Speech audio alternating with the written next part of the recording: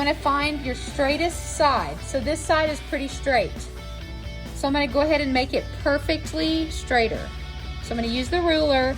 This T-square has like an edge, like this is thicker than this, right there. So you want to make sure this is off the clay, because if it's on the clay, then you have like a little slope, okay? So put it off of the clay. Go ahead and make you a straight edge to start out with. This clay that's extra is yours to keep up with, okay? You want to wad it up and put it back in your Ziploc bag. All right, so I have one straight edge, and then now I need another straight edge to make a right angle.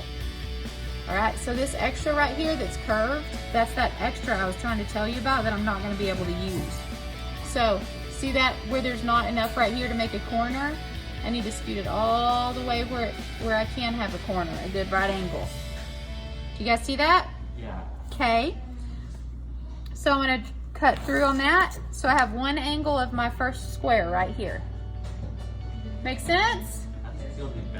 Then you want to put this back on here and measure out 3 inches. If it's long enough, go down to the 6 mark right here. That's 3 more inches.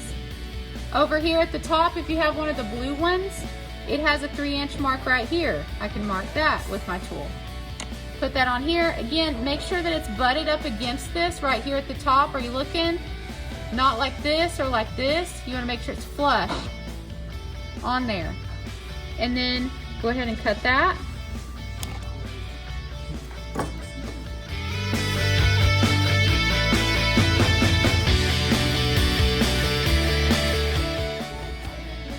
It needs to be as close to perfect as you can get it.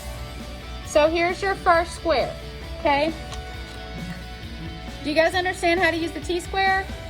Do you understand how it goes off the clay like this and not on top of it? You want 6. If you end up with 7 or 8, that's good because then you have an extra.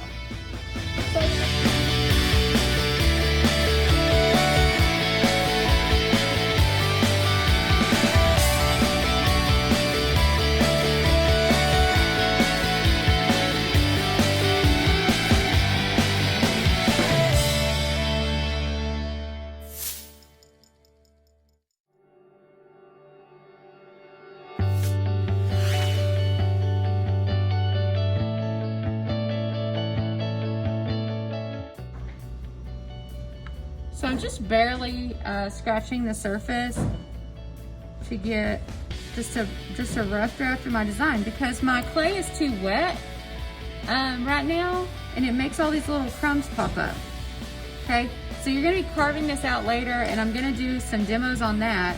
But for now, I just wanna kind of lightly sketch it out.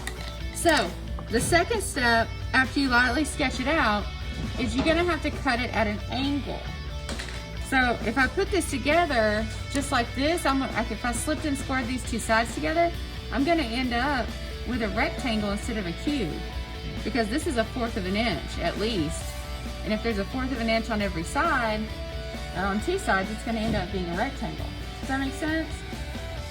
So you guys know how a picture frame goes together on the sides? Have you ever looked at a picture frame? How it's at a 45-degree angle? That's what we're gonna do. So what you do is you flip it over on the back, and I have these tools. These are little angle cutters, okay? So this side, the short side, is the one we're gonna use. There's the long side, which is not a 45-degree angle. Okay, that's a little bit more narrow than a 40. This one, you can see, is a square. It's got a 45-degree angle. Same thing with this one. They look different, but it's the square side, the short side.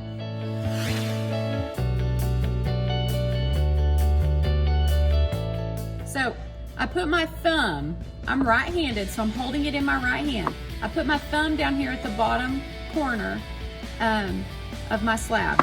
And then this part, it goes up to the clay, so it's like this, okay?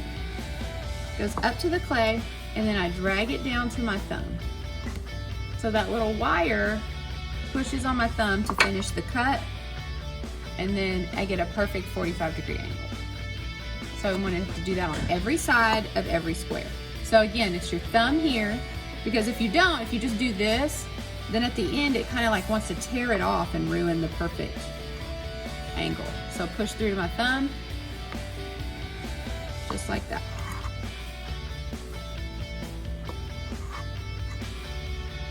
Okay, and then hopefully by the time that you've got all of your angles cut and you've got all of your sketches on the back of your 6 slabs, then tomorrow your slabs will start to be leather hard, I hope, and then you can start to do the actual carving. But if you can't get your hands on one of these tools, you can do this by hand.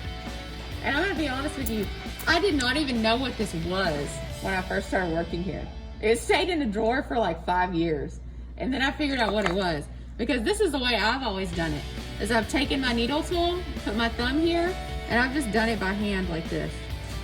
Oh, I'm doing it on the wrong side. Wait. Yep. Am I doing it on the right side? Yeah. Like this. See, if you're good, you can just do it by hand.